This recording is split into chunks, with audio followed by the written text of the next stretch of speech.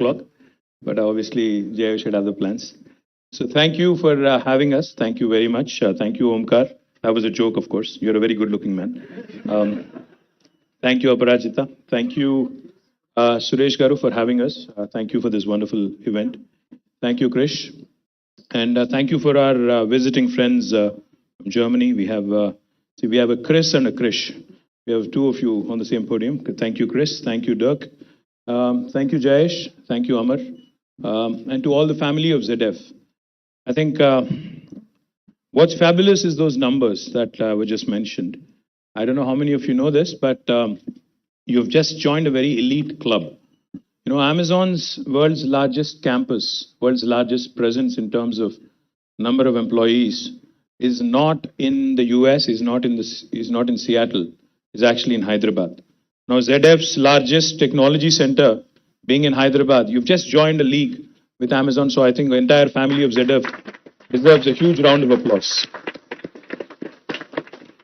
And as Suresh pointed out, that 0 to 70% CAGR is what you said. 70% compounded annual growth rate. It's stupendous.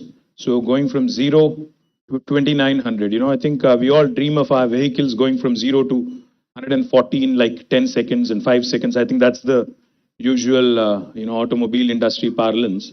So this is brilliant what you've done from 0 to 2900, being the largest technology center. I think covering over 100, supporting over 100 different locations across the world is a brilliant addition. So my compliments to the entire family of ZF. In fact, the conversation started, I'd be remiss not to mention Mamta Chamarthi, who actually facilitated the initial intro, the conversation. Wherever she is, Mamta, thanks to you. What started, as was pointed out, as a small little seedling, with Suresh, you and all others, has today become a huge, gigantic tree. And I'm hopeful because I just heard Dirk say something which was interesting. I'm going to repeat it. I think it's not going to stop at 2,900. He just mentioned, you're aiming at 5,000, which I think is going to create 2,000 more jobs in Hyderabad. I have just come off another meeting, which was very exciting for me personally, because just this morning, we released our annual performance report of the IT department in Government of Telangana. In fact, it's a fabulous story what has happened over the last 8 years. Tomorrow we complete 8 years as a new state. 8 years ago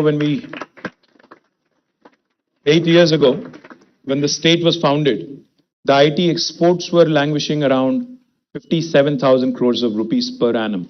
The previous year, that was 2013-14. When the journey started, it was 57,000 crores of exports and 320,000 people working directly in the IT sector in Hyderabad and in Telangana. But now, if you look at the story after 8 years, what's impressive is not just the growth in terms of exports. What's equally impressive is the number of employees that have been added. From 57,000 crores, today we stand at 1,83,000 crores. We have actually more than tripled. So it's more than a 300% growth, which is stupendous. And I think one of the reasons why that has happened is because of organizations like ZF and the confidence that they have reposed in Hyderabad, in Telangana, and how you went from 0 to 2,900 over the last 5 years. I think you guys have been a significant player in that growth story as well. Likewise, the number of employees was about 320,000 when we started this as our journey as a new state. Now it's at nearly 800,000 employees, so almost 480,000 addition, which is stupendous. And let me also tell you one more thing. Last year, our growth in terms of IT exports was at around 26.14%, while the entire national average is about 17%.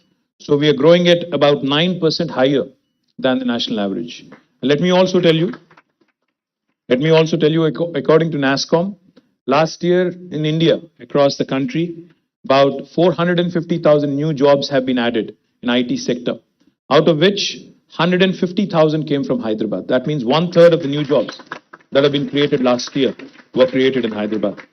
Just trying to tell you that this is a fantastic city with a vibrant ecosystem, with more and more opportunities for talented youngsters. I think what's important for us to realize is that government of Telangana has not only focused on the large companies like ZF. We've also invited smaller companies to participate in our mobility cluster. We've also been able to forge very interesting partnerships. I was amazed when I met Dirk recently in Zurich, and of course Suresh in the initial days, to learn about your plans for Hyderabad. You're doing some tremendous stuff from here. You're doing e-mobility, you're working on autonomous driving, you're working on active and passive safety, you're working on a number of cutting edge things which are possibly not immediately relevant for India, but eventually I think we'll get there. Because in India, the roads are chaotic. I don't have to tell you. I have to tell you a funny story though. I was looking at the autonomous driving, feature here, and I was inquiring with your team if that autonomous vehicle is actually being run in India, because I was a bit scared, just wanting to make sure I don't go in the way of that, right? So they said, no, it's in Rotterdam and in Germany. I said, cool. I remember one thing, about 5 or 6 years ago when the whole smart city thing was being talked about. There was I'll not name names, of course. There was a multinational company from the US. They had come in. They said, we have something very cool to offer you. I have a technology that basically sends an alert to your cops, a message to your cops, if somebody cuts their lanes abruptly. Like if you switch lanes without an indicator, without a proper transition, it can send you a trigger. It can send you an alert. So I smiled at them. I said, listen, why don't you give me something, which will send me an alert when somebody is coming at me in a one-way street. They were amused. They were like, why would you need that? I mean, it's a one-way, right? I said, welcome to India. Welcome to Hyderabad. See, we are a very different bunch. We are a very different, kind of people. Our driving, in fact, I think Mark Tully called it very famously. I think the two gentlemen here, Dirk and Chris, would appreciate it. India, when you come here and when you hit the roads and when you start driving, you'd be scared initially. You'd be like, okay, there are no lanes. Okay, where is anybody headed? But Mark Tully called this brilliantly. He captured it brilliantly. He said, it's organized chaos. That's what we are. We are organized. You would think it's chaotic, but we are very organized chaotically also. So that way, I think ZF will have to write an entirely new set of programming and a new set of code for autonomous vehicles in India. That's the real challenge. If you can pull that off, I think that would be the eighth wonder, I would imagine. I'm just joking, of course. I'm just joking. Please, to the press people, I was joking. I was not tarnishing India. I was not saying anything to India. If I'm saying anything, if I'm saying anything at all, it was all in jest. I'm not saying anything at all. Otherwise, I'll be called Deshdrohi, anti-national. A lot of things will get thrown at me in social media immediately. I'll be immediately expelled from the nation also, possibly. So, you know how it is in India right now, but I don't go there. So the point is, guys, you have a fantastic company that you work with, the fantastic company that you work for. But we have even better plans. In fact, we have invited ZF to be a part of TMV, the Telangana Mobility Valley. And you have some very interesting partners and interesting company there. You have Hyundai, who's working with us. You have Stellantis, who's working with us. You have Bosch, who's working with us. You have, of course, ZF.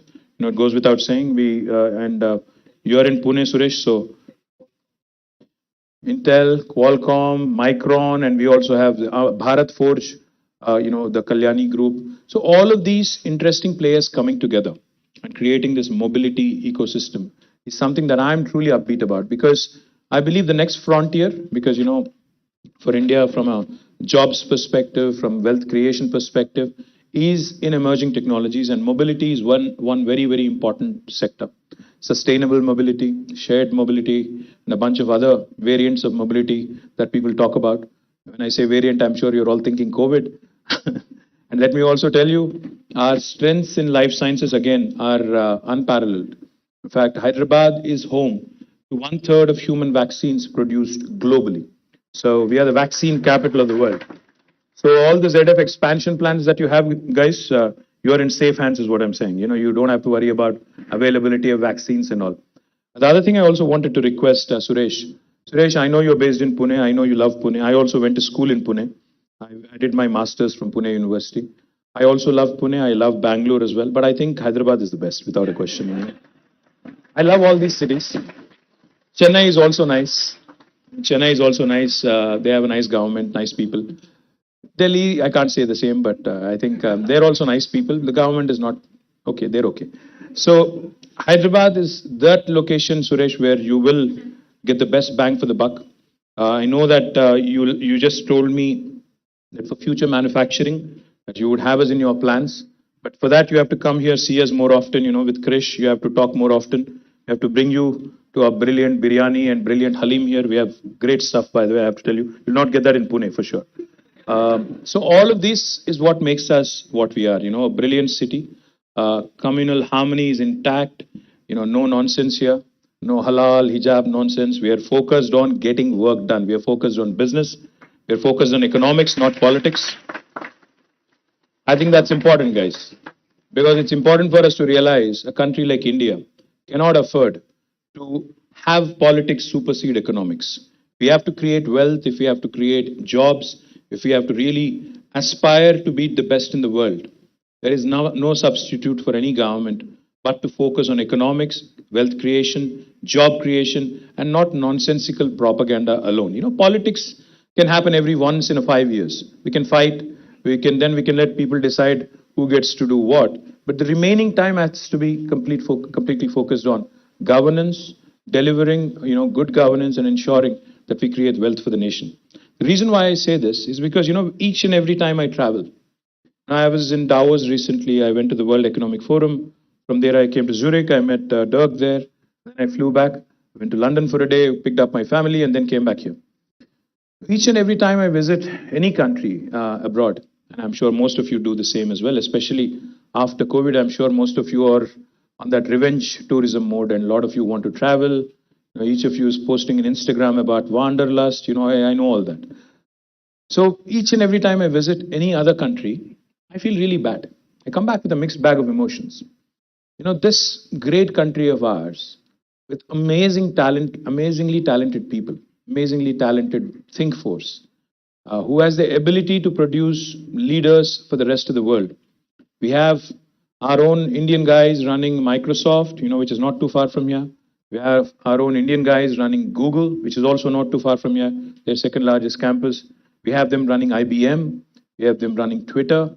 We have them running so many. I think I can count about 52 different large multinational companies which are being currently run by people of Indian origin. That is the talent of India which the world admires. But each and every time you go abroad, you see all these amazing people doing amazing things, amazing Indians doing amazing things overseas. Then you come back, you start thinking. I think all of us also need to think. Back in 1987, India and China, in terms of sizes, population sizes, we are almost the same. We were thereabouts. Even now, I think they're possibly 5 or 10% bigger, but we're thereabouts. Back in 1987, 35 years ago, India and China, our GDP was exactly similar, $470 billion. Now, you cut to 35 years later, their economy now is about, their GDP is about 16 trillion. And India is still dreaming about 5 trillion economy. Where did we miss the bus? What happened? If we were of the same size, we had the same potential, then how is it that in 35 years later, how is it that after 35 years, China is the second largest economy after the United States, and we are still dreaming of that 5 trillion? It's because they got their priorities right. It's because they decided that they will focus on economics. It's because they have decided that they will create wealth for the nation. They will contest and compete with the best in the world. They are not content in competing with India. They decided that they will compete with Germany. They decided that they'll compete with US. They decided that they will compete with the best in the world. Where did we go wrong? We decided that we will compete with Pakistan. We decided that we will be happy competing with Bangladesh and Sri Lanka. Look where we are. Isn't that a brilliant sort of a benchmark to have? We want to take pride in beating Bangladesh, Pakistan, Sri Lanka, and Afghanistan. Then we are doomed. We're never going to be in the first world. We'll always have to go have a holiday elsewhere and not in India. That's an unfortunate reality. So therefore, that's why I say politics can wait. Economics has to take center stage. India has to go bold, at least for the next 1 decade or 2 decades, and aspire to get right up there, compete with the best in the world. And then we can do lots of other things, lots of other nonsense, which I'm sure that They are doing it in Germany as well. A lot of right wingers, left wingers fighting each other. All that can go on forever. So my humble appeal to all of you, focus on job creation, focus on doing more cool stuff from ZF Hyderabad. In fact, we should have more and more Germans coming here to learn from you, Indian guys, on how to do the best engineering, for their automobiles. I think German engineering is world class. We all know that. The Beamers, the Mercs, and every other product that we love in India as well and across the world as well are all German. Their engineering prowess is well known. But let's compete.